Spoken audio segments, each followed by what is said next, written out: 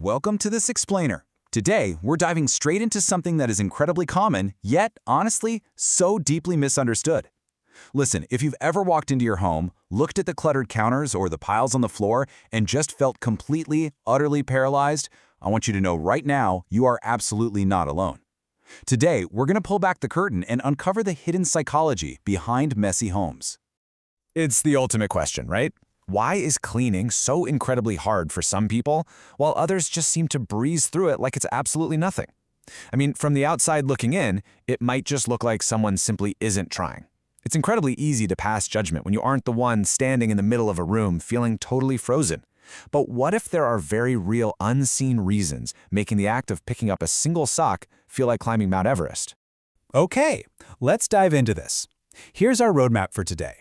First, we'll look at the myth of laziness. Then, the psychology of clutter, breaking down task paralysis, the cycle of overwhelm, and finally, reframing how we see mess. Starting right off with Section 1, the myth of laziness. When we talk about chronic disorganization, we have to start with the heaviest burden of all, and that's the emotional weight of societal judgment. Society looks at a messy house and immediately assigns a moral failing. They call it laziness. The assumption is just that the person doesn't care. And this brilliantly illustrates the real issue, because the painful psychological reality is often profound overwhelm. It's not a lack of caring. It's actually caring intensely, yet being entirely blocked from taking any action. The core of our source material really hinges on this profound reality. Most people don't understand why some people never clean their house. When you're drowning in clutter, maybe because of ADHD, depression, or just severe burnout, and the rest of the world thinks it's simply a character flaw, wow, that disconnect is vast and it is incredibly isolating. Moving on to Section 2, the psychology of clutter. So now that we've cleared away that societal judgment, let's actually shine a light on the psychological mechanics at play here. What looks like a physical problem, a stack of dishes or a mountain of laundry, is actually the physical manifestation of an unseen psychological barrier. The person isn't fighting the laundry. They're fighting their own neurobiology. So, the crucial point is executive dysfunction. This is a disruption in the brain's ability to plan, organize, and initiate tasks. Think of the brain's executive function as the CEO of a company. When the CEO is completely overwhelmed, the workers literally don't know what to do first.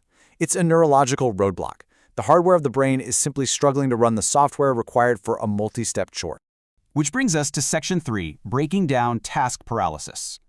It's one thing to talk about executive dysfunction in theory, right? But in practice, it leads directly to task paralysis. This is the inability to start a task because the brain perceives it as a massive, unsolvable threat.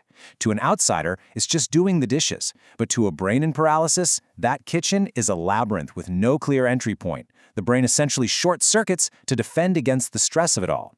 Let's walk through what this actually feels like on the inside. The desire to clean is absolutely present, but instantly, the brain cannot find a starting point. Do you grab the trash? Do you wipe the counter? Sort the mail? This rapid-fire indecision triggers a very real physiological stress response, and you literally freeze up.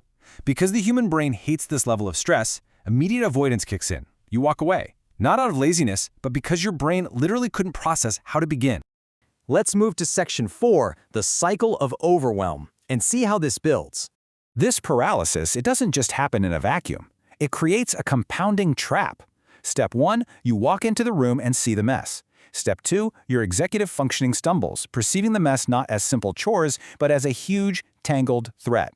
Step 3, you freeze, and you avoid the room to escape the stress. And because you avoided it, well, tomorrow the mess is slightly bigger, making the threat even more intense the next time around.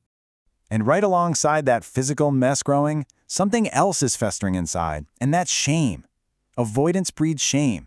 Every single time you walk past that room and can't figure out how to clean it, you internalize society's harsh voice. You call yourself lazy, you feel useless. This cycle feeds itself perfectly, intertwining the external clutter with profound internal shame. It makes that mental block thicker and thicker with each passing day. Finally, we arrive at Section 5, reframing how we see mess.